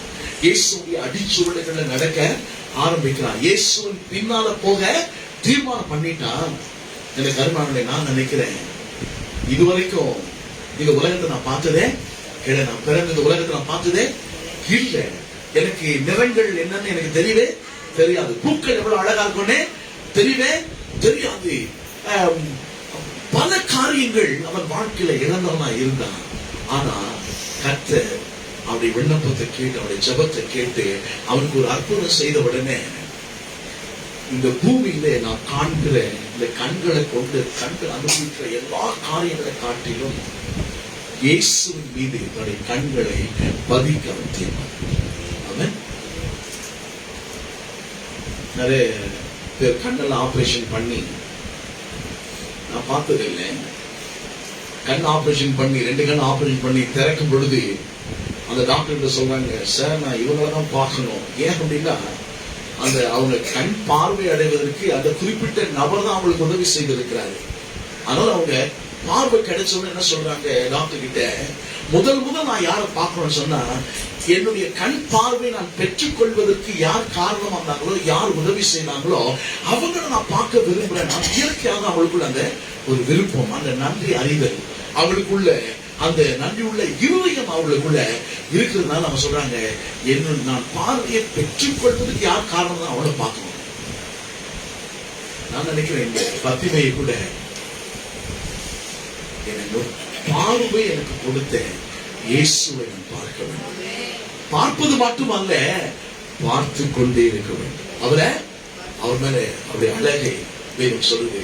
ஒரு 1014 சொன்னது, சாரோனிலே ரோஜா, பள்ளத்தாக்கிலே லீலி, முற்றிலும் அழகுள்ளவர், அவர் வெண்மைய சிவப்புமானவர், எங்கே ஒரு மருதொன்றின் பூங்கொத்து, என்னேச வெள்ளை போல சென்று, என்னேச வெண்மைய சிவப்புமானவர்.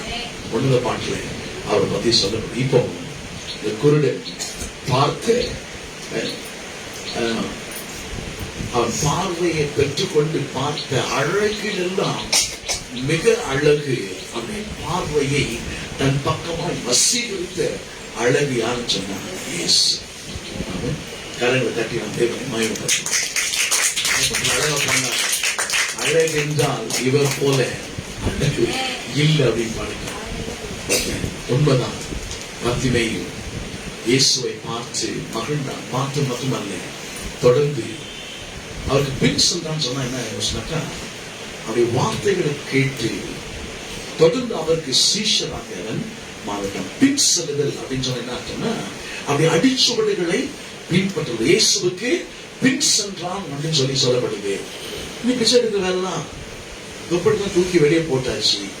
இனி பழைய வாழ்க்கை அவனுக்கு அவசியம். இனி பழைய வாழ்க்கை அவன் திரும்ப போறதே கிடையாது. வேதம் சொல்லுது, ஒருவன் கிறிஸ்துவுக்குள் இருந்தால் அவன் புது சிருஷ்டியா இருக்கிறான், பழையவைகள் கொஞ்சம் கொஞ்சமா குறையும். ஒருவன் கிறிஸ்துவுக்குள் இருந்தால் அவன் புது சிருஷ்டியா இருக்கிறான், பழையவைகள் இல்லங்க அப்பப்போ கொஞ்சம் தலை தூக்கும் இல்ல, பழையவைகள் எல்லாம் ஒளிந்தது. எனக்கு அருமையான, நீங்க இயேசுவை ஆண்டவரும் ரட்சகமாக ஏற்றுக்கொண்ட பொழுது உங்களை புது சிருஷ்டியா ஆண்டவர் மாற்றி எப்படி மாற்றிக்கிறாரு? உங்களை ஒரு புது சிருஷ்டியா. ஒரு வீடு விலைக்கு வருது. ஒரு கிரவுண்டு நிலத்துல ஒரு ஓட்டு வீடு இருக்குது. ரொம்ப 15-20 வருஷம் பழசான ஒரு வீடு இருக்குது. அந்த இடத்தையும் அந்த வீட்டையும் சேர்த்து நீங்க வாங்கிட்டீங்க. நீங்க ரொம்ப பெரிய கோட்டீஸ்வரன் வச்சுக்கோங்க. நீங்க ரொம்ப பெரிய கோட்டீஸ்வரன். கர்த்தர் நிச்சயமா பர்த்திமேயை போல விசுவாசித்தா கோட்டீஸ்வரன் ஆக முடியும். கோட்டீஸ்வரர்கள் மட்டும் ஆமென் சொல்லுங்க. கோட்டீஸ்வரர்கள் மட்டும் ஆமென் சொல்லுங்க. ஆமா, நீங்க ஒரு பெரிய கோட்டீஸ்வரர். இப்போ அந்த 20 வருஷம் பழமையான அந்த வீட்டை அங்க இருந்து கொஞ்சம் சொன்னகிட்ட தட்டி கொஞ்சம் பட்டி பார்த்து கொஞ்சம் நல்லா பூசு எல்லாம் பண்ணி அழகான பெயிண்ட் எல்லாம் அடிச்சு அந்த வீட்டுக்குள்ள நீங்க போவீங்களா? இல்ல ஜேசிபியை கொண்டாந்து தலையோட அந்த வீட்டை, ஏன்னா ஒரு ஓட்டு வீடு, பழைய வீடு, தலையோட அதை தூக்கிட்டு உங்களுக்கு விருப்பமானபடி நீங்க அந்த வீட்டுல வாழ போறீங்க. ஒரு புதிய வீட்டை கட்டுவீங்களா? இல்ல அந்த பழைய வீட்டை சரி பண்ணி அதை வாழ்வீங்களா? புதிய வீட்டை கட்டுவோம். எனக்கு அதுல நம்முடைய பழைய வாழ்க்கைய அங்க சொத்த தட்டி கொஞ்சம் பூசு வேலை பண்ணி நம்மள புதிதாக்கல. வேதம் சொல்லி பழையவர்கள் எல்லாம் ஒளிந்து போயினா எல்லாம் புதிதாங்க. என்னன்னு சொன்னா, இது உங்களை போல தேவன் உங்களை ரட்சித்த பிறகு உங்களை புது சிருஷ்டி ஆகணும் போல உங்களை போல ஒரு சிருஷ்டிப்பு இந்த பூமியில இல்லவே இல்லை. ஆமென். புது சிருஷ்டி என்னன்னா, இதுவரைக்கும் அப்படி ஒரு சிருஷ்டிப்பு இந்த பூமியில கிடையாது. பாருங்க, நம்முடைய கை விரல் ரேகைய ஒருத்தருக்கு ஒருத்தர் வித்தியாசமா இருக்குன்னு சொல்றாங்க. திருட்டுல ஈடுபடுறவங்கள இந்த விரல் ரேகை வச்சு கண்டுபிடிச்சாங்க. விரல் ரேகை வச்சு, ஏன்னா ஒருத்தருக்கு கூட இன்னொருத்தருடைய விரல் ரேகை போல இல்ல. எனக்கு அது நீங்க தனி சிறப்பு வாய்ந்தவர்கள். கடவுளுடைய படைப்புல மனிதன் தலை சிறந்த படைப்பா இருக்கிறான், மணி மகுடமா இருக்கிறான். மனிதன் தேவனோடு கூட உறவாடுபடியாக, தேவனோடு கூட உறவை ஏற்படுத்திக் கொள்ள முடியும், தேவனோடு ஐக்கியம் கொள்ள முடியும், தேவனோடு பேசும்படி கடவுள் மனுஷன் உண்டாக்கியிருக்கிறார். வேதம் சொல்லுது, தேவன் தம்முடைய சாயலின்படி தன்னுடைய ரூபத்தின்படி மனிதனை சிருஷ்டித்தார். நம்ம போல இந்த பூமியில தேவனுடைய சிருஷ்டிப்புல தலை சிறந்த சிருஷ்டிப்பு, மேன்மையான ஒரு சிருஷ்டிப்பு கிடையவே கிடையாது. எனக்கு அருமையானவர்கள, இந்த பர்த்திமேயை பார்த்து ஆண்டவர் கேட்டாரு, நான் உனக்கு என்ன செய்ய வேண்டும்? இந்த கால வெளியில எதற்காக நீங்க திருச்சபை வந்திருக்கு? கடவுளுக்கு என்ன எதிர்பார்த்து நீங்க வந்திருக்கிறீங்க? உங்க வாழ்க்கையில என்ன திருப்பங்கள் வேண்டும்? உங்க வாழ்க்கையில என்ன மாற்றங்கள் வேண்டும்? உங்க வாழ்க்கையில என்ன முன்னேற்றங்கள் வேண்டும்? உங்க வாழ்க்கையில எது குறைவுபட்டு கிடக்குது? உங்க வாழ்க்கையில இது இருந்தா நல்லா இருக்கும்னு சொல்லி நீங்க எண்ணிக்கொண்டிருக்கிறீர்களே. இந்த கருமையானவர்களே, செபத்துல தேவனத்துல வரும் பொழுது ஒரு எதிர்பார்ப்போடு கூட, ஆமா, இந்த பர்த்திமேயு இயேசுவின் இடத்துல வந்த பொழுது ஒரு எதிர்பார்ப்பு அவனுக்குள்ள இருந்தது. ஒரு எதிர்பார்ப்பே அவனுக்குள்ள இருந்தது. நிச்சயமா நான் பார்வையை பெற்றுக்கொள்வேன், நிச்சயமா நான் பார்வையை பெற்றுக்கொள்வேன். ஆண்டவர் பார்த்து கேட்கிறாரு இந்த கால வேளையில, நான் உனக்கு என்ன செய்ய வேண்டும்? நான் உனக்கு என்ன செய்ய வேண்டும்? எஸ்தர் புஸ்தகத்துல நம்ம பார்க்கிறோம், ஆமான் என்கிற ஒரு மனிதன் யூதர்களுக்கு விரோதமா எழும்பி அந்த இனத்தையே அழிக்கும்படியாக ராஜாவுடைய கையினாலேயே ஒரு அரசு ஆணையை பிறப்பித்து அந்த ராஜா ஆளுகை செய்த இடங்களுக்கு எல்லாம் அனுப்பிட்டான். ஒரு குறிப்பிட்ட நாள்ல யூத மக்கள் மொத்த பேரையும் அழிக்கணும், கொல்லணும் அப்படின்னு சொல்லிட்டு மொர்தெகாய் என்று எஸ்தர் அந்த நாட்டினுடைய ராணியா இருக்கிறார், ராஜாவுடைய மனைவி. இந்த மொர்தெகாய் இந்த எஸ்தரை வளர்த்து பட்டத்து ராணிக்காக ஒரு போட்டி நடைபெற்ற பொழுது எஸ்தரை அங்க அனுப்பி, வேதம் சொல்வது, கர்த்தர் எஸ்தருக்கு ராஜாவின் கண்கள்ல தயவு கிடைக்கப்பட்டதுனால 127 நாடுகளிலிருந்து வந்த அழகிகள், ராணியாக தேர்வு செய்யப்படுவதற்கு அந்த அழகிகள்ல 127 நாடுகள் வந்த அழகிகள்ல எஸ்தரை அந்த ராஜா தெரிந்தெடுக்கும்படி கர்த்தருடைய தயவு எஸ்தர் கூட. ஆமென். இப்போ மொர்தெகாய் சொல்லி அனுப்பினாரு, உடைய ஜனங்கள் அழிக்குவதற்கு நாள் குறிச்சாச்சு. நீ ராஜ அரண்மனையில் இருக்கிறபடினாலே, ராஜாவுக்கு மனைவியா இருக்கிறபடி யோசிக்காத. உன் ஜனங்கள் அழிக்கப்படும் போது நிச்சயமா உன்னை கண்டுபிடிச்சு அழிச்சுவாங்க. ஆனால் கர்த்தர் இஸ்ரவேலுக்கு ரட்சிப்பை வேறொரு இடத்திலிருந்து ஏற்படுத்துவார். ரட்சிப்பை எங்களை அப்படியே அழிச்சு போறது கர்த்தர் விடவே மாட்டார், நாங்க அழிய போறது இல்லை. ஆனால் மொர்தெகாய் சொல்லி அனுப்பினாரு, யாருக்கு தெரியும், இப்படிப்பட்ட ஒரு நாளுக்காகவே கர்த்தருடைய முன்கூட்டியே இந்த ராஜாவுடைய மனைவியா ஆக்கி இந்த ராஜ அரண்மனை கொண்டு வந்து ராஜ மேன்மை கொடுக்கப்பட்டிருக்கலாமே, யோசித்து பான்னு சொன்ன. எஸ்தர் சொல்லி அனுப்புன, ராஜா என்ன கூப்பிட்டு 30 நாள் ஆச்சு. ராஜா கூப்பிடாம நான் அவங்களோட சமூகத்துல வந்தா இமிடியேட்டா என்ன பண்ணலாம், நம்மை சிரசேதம் பண்ணுவாங்க, என் உயிருக்கே ஆபத்து, அவன் அழைக்காம நான் போகவே முடியாது அப்படின்னு சொன்னார். இப்போ மொர்தெகாய் சொன்னாரு, யாருக்கு தெரியும் இந்த நேரத்துக்காக ராஜ மேன்மை உனக்கு கொடுக்கப்படும். நீ இந்த நேரத்துல எழும்பி தேவ ஜனங்களுக்காக நீ பேசலன்னு சொன்னா கர்த்தர் நிச்சயமா எங்களை ரட்சிப்பார். ஆனா உன் மூலமா வேறொரு இடத்துல கர்த்தர் எங்களுக்கு ரட்சிப்ப கொடுப்பார் அப்படின்னு சொன்னா. இப்போ எஸ்தர் சொன்னா, நான் செத்தாலும் சாகுறேன். என்ன சொன்னா, நான் செத்தாலும் சாகுறேன், நான் ராஜாவை போய் பார்ப்பேன். ஆனால் அதுக்கு முன்பா நானும் என்னுடைய தோழிகளும் 3 நாள் உபவாசம் இருக்க போறோம். நீங்களும் என்ன பண்ணுங்க, உபவாசம் இருங்க. ஏன்னு சொன்னா தேவ அந்த ராஜ சமூகத்தில் நான் போகும் பொழுது எனக்கு அவருடைய கண்கள்ல கிருபை கிடைக்க வேண்டும், அவருடைய கண்கள்ல கிருபை கிடைக்க வேண்டும். 3 நாள் ஜெபம் பண்ணாங்க, எல்லாரும் உபவாசித்தாங்க.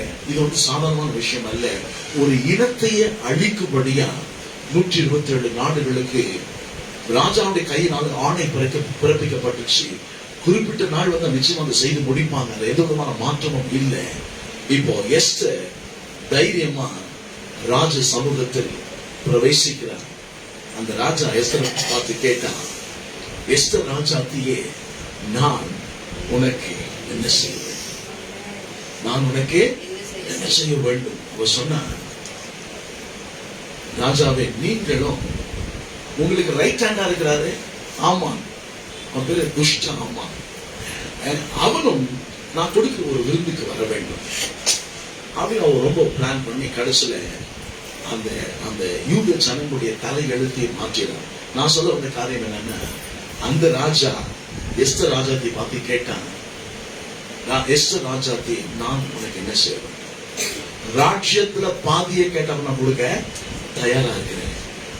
இப்போ இந்த காலவெள்ள இந்த பூமிக்குரிய ராஜா இல்லை, சர்வ வல்லமுள்ள தேவன், ராஜாதி ராஜன், கர்த்தாதி கர்த்தன், தேவாதி தேவன் உங்களை பார்த்து கேட்கிறார். இன்னைக்கு இந்த காலவெள்ள அவருடைய சமூகத்துக்குள்ள வந்திருக்கிற எஸ்தர் ராஜாத்தியை போல அவருடைய சமூகத்துக்குள்ள வந்திருக்கிற இந்த பர்திமேயை போல இயேசுவுக்கு முன்பாக நின்று கொண்டிருக்கிற உங்களை பார்த்து ஆண்டவர் கேட்கிறார், நான் உனக்கு என்ன செய்ய வேண்டும்? பதில் இருக்கு. உங்களுக்கு என்ன வேணும் தீர்மானம் பண்ணிட்டீங்களா? எனக்கு அருமையான ஜெப அறைக்குள்ள ஜெபிப்பதற்கு நான் போவதற்கு முன்பாக நான் உட்கார்ந்து என்னெல்லாம் ஜெபிக்க வேண்டும், எதெல்லாம் உங்களுக்கு வேணும், உங்க குடும்பத்தை குறிச்சு, உங்களுடைய கணவருடைய வேலையை குறித்து, வியாபாரத்தை குறித்து, தொழிலை குறித்து, குடும்ப வாழ்க்கையை குறித்து, ஆவிக்குரிய வாழ்க்கையை குறித்து, திருச்சபையை குறித்து, கிறிஸ்தவ உலகத்தை குறித்து, தேவனுடைய ராஜ்யத்தை குறித்து என்னெல்லாம் நடக்கணும் நீங்க விரும்புறீங்களோ, இதெல்லாம் நடந்தா நீங்க மகிழ்ச்சி அடைந்த தேவனுடைய நாம மகிமைப்படுமோ, உங்க வாழ்க்கை தேவன் விரும்புகிறபடி செழிப்பாக,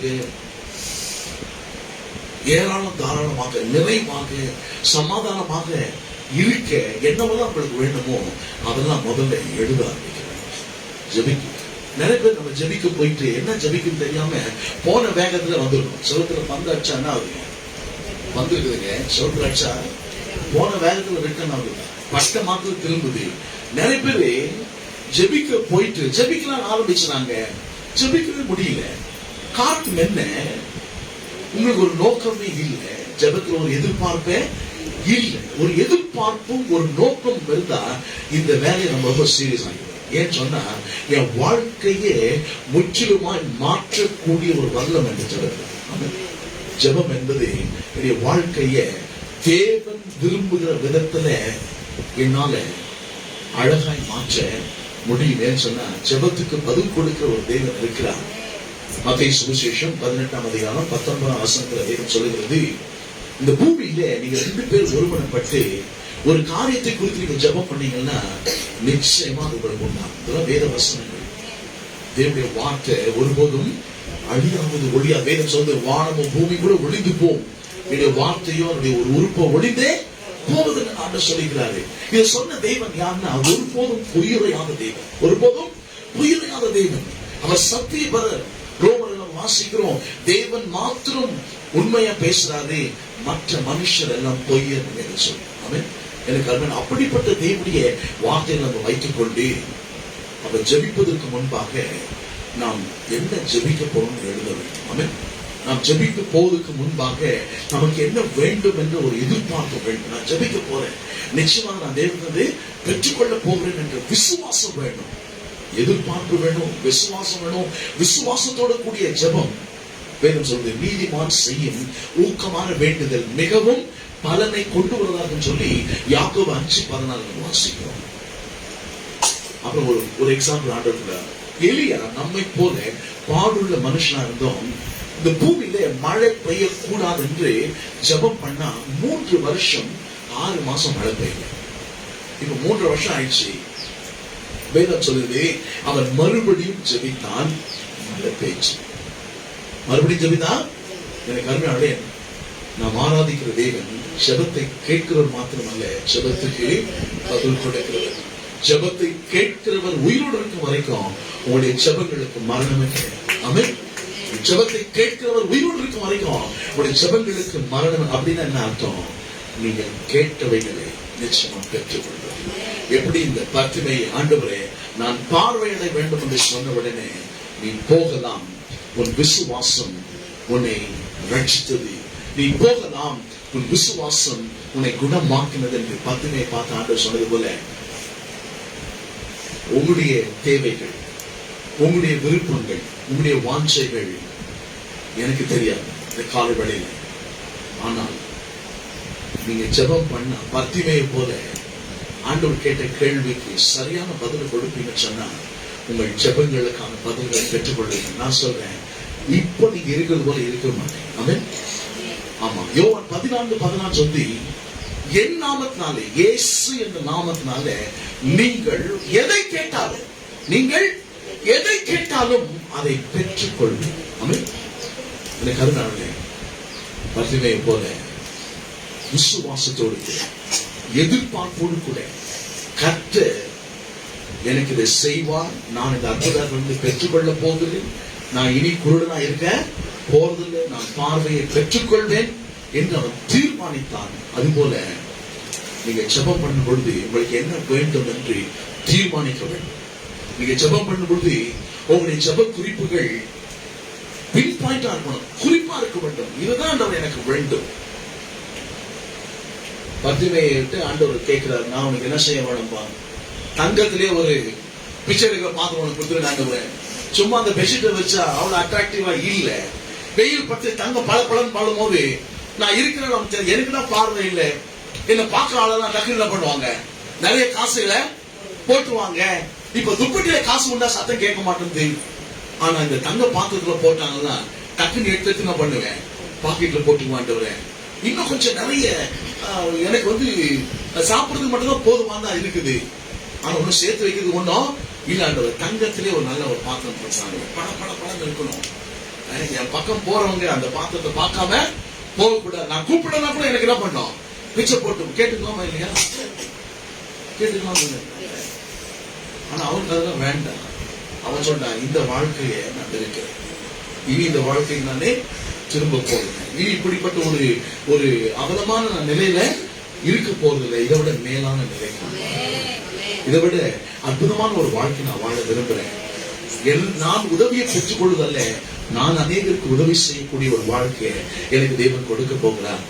பல தீர்மானங்கள் அவன் பண்ணான், பல காரியங்கள் அவனுக்குள்ள விசுவாசத்தை அவன் வெளிப்படுத்தினான். கர்த்தர் விசுவாசத்தை கனப்படுத்தினான். அவன் அவனுடைய அற்புதத்தை பெற்றுக்கொண்டான். அவன் எனக்கு அந்த கால வேளையில கர்த்தர் பர்திமேயை உங்க கண்களுக்கு முன்பாக கொண்டு வந்து வைக்கிறார்.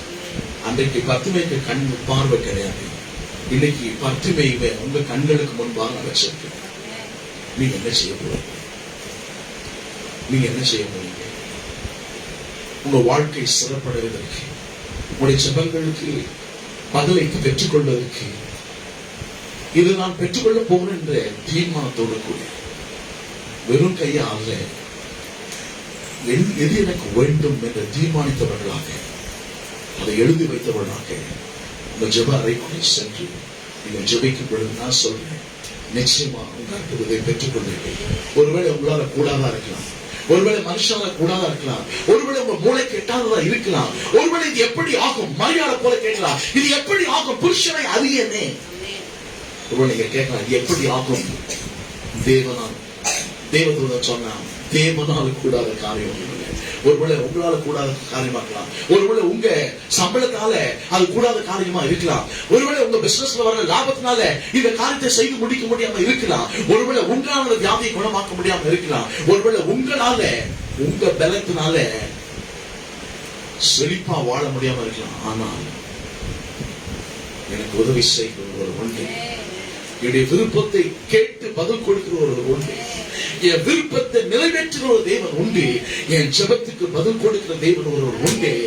அவரிடத்தில் நான் கேட்டா நிச்சயமா நான் பெற்றுக்கொள்வேன். என் வாழ்க்கையில் நான் அற்புதத்தை பெற்றுக்கொள்வேன், என் வாழ்க்கையில சுகத்தை பெற்றுக்கொள்வேன், என் வாழ்க்கையில சுபிச்சத்தை பெற்றுக்கொள்வேன், என் வாழ்க்கையில பெருக்கத்தை பெற்றுக்கொள்வேன், ஏராளத்தை பெற்றுக்கொள்வேன். என் வாழ்க்கையில மாற்றங்கள் உண்டாகும். என் ஆவிக்குரிய வாழ்க்கையில, பூமிக்குரிய வாழ்க்கையில, பொருளாதாரத்துல, நான் கைது செய்கிற வேலைகளை நான் கையெடுக்கிறேன், நான் செய்ய வேண்டும் என்று நினைத்திருக்கிறேன். என்னுடைய தொழிலில் ஒரு பெரிய விருத்தியும், ஒரு பெரிய மகிழ்ச்சியும், ஒரு பெருக்கமும் ஏராளமும் உண்டாகும் என்று விசுவாசத்தோடு நீங்க ஜெபித்தார், உங்களுக்கு அப்படியே ஆகும். நாம் யாரும் எழுந்து நிற்போம். கேட்ட வார்த்தைகளுக்காக நம்ம தேவன் நன்றி சொல்லுவோம். விசுவாசத்தோடு ஜெபிக்க தீர்மானிப்போம். குறிப்பா நமக்கு என்ன வேண்டும் என்று கேட்போம். எதிர்பார்ப்போடு கூட நம்ம ஜெபிப்போம். நம்முடைய ஜெபங்களுக்கு பதில் கொடுக்க தெய்வம் ஆயத்தமா இருக்கிறார். உடனே அவன் பார்வையை பெற்றுக்கொண்டான். வாசிக்கிறோம், உடனே அவன் பார்வையை பெற்றுக்கொண்டான். இயேசுவை பின்பற்றினான். அவரையே நோக்கி பார்க்க, அவர் மீதே கண்களை வைக்க அவன் தெரிந்து கொண்டான். கருணாவுடைய கால வேளையில தேவன் அற்புதங்களை செய்யும்படியாக நம்முடைய மத்தியில் இருக்கிறார். அன்றைக்கு பர்திமை இருந்த வழியாக சென்ற இயேசு இந்த கால வேளையில அவரை ஆராதிக்க வந்திருக்கிற உங்க மத்தியிலே அவர் சுகமாக்குகிறவராக, அற்புதங்களை செய்கிறவராக, வாழ்வழிக்கிறவராக, விடுதலை ஆக்குறவராக, சமாதானத்தை கொடுக்கிறவராக, குடும்பங்களுக்குள்ள கர்த்தர் அற்புதங்களை செய்கிறவராக இந்த காலவெளியில நம்முடைய மத்தியில் இருக்கிறார். அன்றைக்கு பர்திமை எப்படி இயேசுவை போக விடாம, இயேசுவே தாவீதின் குமாரனை எனக்கு இறங்கும் என்று சொல்லி அவருடைய சத்தம் அவருடைய காதலை கேட்கும் வரைக்கும் அவன் விடாமுயற்சியோடு கூட மற்றவர்கள் அவனை அதைரியப்படுத்தினாலும், மற்றவர்கள் அவனை தடை பண்ணா கூட அவனை தடை பண்ண முடியவில்லை. அவரை நோக்கி கூப்பிட்டான், அற்புதத்தை பெற்றுக்கொண்டான். கருமையானவர்களே, இந்த காலவெளியில உங்களுடைய வாழ்க்கையில் அற்புதத்தை செய்ய அவர் ஆவல் உள்ளவராக இருக்கிறார். இடத்துல வருகிற ஒருவன் நான் புறம்பை தள்ளுவதற்கு என்று வாக்கு பண்ணியிருக்கிறார். இந்த தேவன் அற்புதமான தேவன். இன்றைக்கு அவர் தண்ணீரை திராட்சரசமும் ஆக்கி கொண்டிருக்கிறார். இன்றைக்கு வாழ்க்கைகளை மறுரூபமாக்கி கொண்டிருக்கிறார். இன்றைக்கு அற்புதங்களை தேவன் செய்து கொண்டிருக்கிறார். கருமையானவர்களே, உடைய நம்பிக்கையை, விசுவாசத்தை, எதிர்பார்ப்பை அவர் மேல வைங்க. அவர் நோக்கி பாருங்க. வாழ்க்கையை மாற்றும்படியா கேளுங்க. வாழ்க்கையின் சூழ்நிலைகள்ல மாற்றங்களை கொண்டு வரும்படி கேளுங்க. ஹல்லேலூயா, ஹல்லேலூயா, ஹல்லேலூயா. அப்பாவுக்கு நான் நன்றி செலுத்துகிறோம். உங்களை வாழ்த்துகிறோம், அவர்களை வணங்குகிறோம். சர்வ வல்லமுள்ள தேவன், ஜெபத்தை கேட்டு பதில் கொடுக்கிறவர், குணமாக்குகிற கர்த்தர், வார்த்தையை அனுப்பி குணமாக்குகிறவர், வார்த்தையை அனுப்பி விடுவிக்கிறதான தேவன் ஆண்டவரே. அப்ப அந்த காலவெளியில் ஆண்டவரே, எங்கள் மத்தியிலே நீர் ஆண்டவரே சர்வ வல்லவராக, சர்வ வியாபியாக, சர்வ ஞானியாக ஆண்டவரே எங்கள் மத்தியில் எழுந்திருக்கிறதை நான் நன்றி செலுத்துகிறோம். உம்மை துதிக்கிறோம், உம்மை வாழ்த்துகிறோம், உம்மை வணங்குகிறோம், உம்மை ஆராதிக்கிறோம், உம்மை மகிமைப்படுத்துகிறோம், உம்மை மேன்மைப்படுத்துகிற கர்த்தாவே. நன்றி நிறைந்த உதயத்தோடு பிரமேஸ்வரர் இந்த காலவெளியில் ஆண்டவரே, அன்றைக்கு பத்திமையை பார்த்து நான் உனக்கு என்ன செய்ய வேண்டும் என்று கேட்டது போல இந்த காலவெளியில் ஆண்டவரே உங்களுடைய பிள்ளைகளாகிய எங்களை பார்த்து ஆண்டவரை கேட்கும் பொழுது கர்த்தாவே என்னுடைய தேவைகள் ஆண்டவரை குறிப்பா நாங்கள் அவர்களை நமக்கு சொல்ல, என்னுடைய வாழ்க்கையில பத்திமை போல அற்புதங்களை பெற்றுக்கொள்ள என்னுடைய மனக்கண்கள் திறக்கப்படும்படி நாங்கள் ஜெபிக்கிறோம். என்னுடைய மனக்கண்கள் திறக்கப்படட்டும் கர்த்தாவே. என்னுடைய வாழ்க்கையின் தேவைகளை அறிந்தவர்களாக எதிர்பார்ப்போடு கூட ஆண்டவரே பதிலை பெற்றுக் கொள்வோம் என்ற நம்பிக்கையோடு கூட ஆண்டவரே நாங்கள் ஆண்டவரை இங்கிருந்து செல்ல பிள்ளைகளுடைய வாழ்க்கையில் ஆண்டவரை தேவைப்படுகிற அற்புதங்கள் நம்முடைய வாய்களை திறந்து நம்முடைய வார்த்தைகளை ஆண்டவருடைய சமூகத்தில் வசனிக்கும் பொழுது கர்த்தாவே உடைய பிள்ளைகளை வாழ்க்கையில் ஆண்டவரை ஒவ்வொரு குடும்பத்திலும் ஒவ்வொரு தனிப்பட்ட வாழ்க்கையிலும் ஆண்டவரை அற்புதங்களை செய்யபடி நாங்கள் ஜெபிக்கிறோம் கர்த்தாவே. அற்புதங்களை பெற்றுக்கொள்ளும்படி நாங்கள் ஜெபிக்கிறோம் கர்த்தாவே. நன்றி நிறைந்த ஹிருதயத்தோடு நாங்கள் ஸ்தோத்திரிக்கிறோம். இன்றைக்கு கூட நீ ஒவ்வொரு குடும்பத்திலும் ஒவ்வொரு தனிப்பட்ட வாழ்க்கையிலும் ஆண்டவரை அற்புதங்களை நீங்க செய்கிறபடினால உமக்காக நன்றி செலுத்துகிறோம் கர்த்தாவே. உமக்கு நாங்கள் நன்றி செலுத்துகிறோம். உங்களை வாழ்த்துகிறோம் ராஜா. கர்த்தாவே, குடும்பங்களுடைய சமாதானத்தை பேசுகிறோம், சந்தோஷத்தை பேசுகிறோம், மகிழ்ச்சியை பேசுகிறோம், பெருக்கத்தை பேசுகிறோம், ஏராளத்தை பேசுகிறோம், தாராளத்தை பேசுகிறோம், சுக வாழ்வு தொழில்கிட்ட சொல்றோம், ஆரோக்கியமும் சௌக்கியமும் உண்டாகும் சொல்லுகிறாண்டவரே. கை பிரயாசங்கள் ஆசீர்வதிக்கப்படும் ஜெபிக்கிறேன் கர்த்தாவே. ஆண்டவரே, உங்களுடைய பிள்ளைகளுடைய கண்ணீர் துடைக்கப்படும் நாங்கள் ஜெபிக்கிறேன் கர்த்தாவே. விடுதலை உண்டாகும் ஜெபிக்கிறேன் கர்த்தாவே. பொருளாதாரத்திலே கையில் பிரயாசங்களில் ஒரு இயற்கைக்கு அப்பாற்பட்ட ஒரு பெருக்கமும் ஒரு ஆசீர்வாதமும் உண்டாகும் ஜெபிக்கிறோம். அவள் இப்படி இருக்கிறத பார்க்கிறோம். 1000 மடங்கு உடைய பிள்ளைகள் பெருக்கிட்டு நாங்கள் வாசிக்கிறோம். ஆவியில் ஆத்துமாவிலே குடும்பத்திலே கையில் பிரயாசங்களே செய்கிற வேலையில குடும்ப வாழ்க்கையில பிள்ளைகளுடைய வளர்ப்பிலே கர்த்தாவே 1000 மடங்குகள் பெருகட்டும் என்று அவளை ஆசீர்வதிக்கிறேன் கர்த்தாவே. உமக்கு நன்றி செலுத்துகிறோம். வாழ்க்கைகளை வளமாக்குறபடி நான் நன்றி ஆண்டவரே. வாழ்க்கைகள் ஆண்டவரே உன் பக்கமா திருப்புறபடி நான் நன்றி ஆண்டவரே. உடைய பிள்ளைகளுடைய வாழ்க்கையை மாதிரி குடும்பங்களாக ஆண்டவரே மாதிரி வாழ்க்கையாக நீர் மாற்றுகிறபடி உமக்கு நன்றி செலுத்துகிறேன் கர்த்தாவே. நன்றியோடு சோதரிக்கிறோம். ஒவ்வொரு குடும்பத்தை நாம் ஜெபிக்கிறோம். போக்கிய வரத்தை ஆசீர்வதிங்க ஆண்டவரே. ஒவ்வொரு குடும்பத்தை ஆசீர்வதிக்க நம்ம ஜெபிக்கிறோம். ஒவ்வொருக்கும் ஆண்டவரே நாங்கள் இப்பொழுது இருக்கிற நிலையில நாங்கள் அடுத்த கட்டத்துக்கு அடுத்த ஆசீர்வாதமான நிலைக்கு செல்லும்படி ஆண்டவரே ஜெபித்து நாங்கள் அடுத்த நிலைக்கு செல்ல பதிலை பெற்றுக்கொண்டாண்டே கர்த்தர் என்னுடைய ஜெபத்துக்கு பதில் கொடுத்தார் என்ற சாட்சிகள் உண்டாகட்டும் நாங்கள் ஜெபிக்கிறோம் கர்த்தாவே. பெரிய காரியங்கள் செய்வீராக, பிள்ளைகள் ஆசீர்வதிப்பீராக. துதிகான மகிமையாக உமக்கு செலுத்துகிறோம். இயேசுவின் நாமத்தில் ஜெபிக்கிறோம் நல்ல பிதாவே. நம்முடைய கர்த்தராகிய இயேசு கிறிஸ்துவின் கிருபையும் பிதாவாகிய தேவனுடைய அன்பும் பரிசுத்த ஆவியானவருடைய அந்யோன்ய ஐக்கியமும் பாதுகாப்பும் பராமரிப்பும் நம் அனைவரோடும் நாம் நேசிக்கிற நம்முடைய குடும்ப மக்கள் ஒவ்வொருவரோடு கூட இன்றும் என்றுமாய் நிலைத்திருப்பதாக. ஆமென்.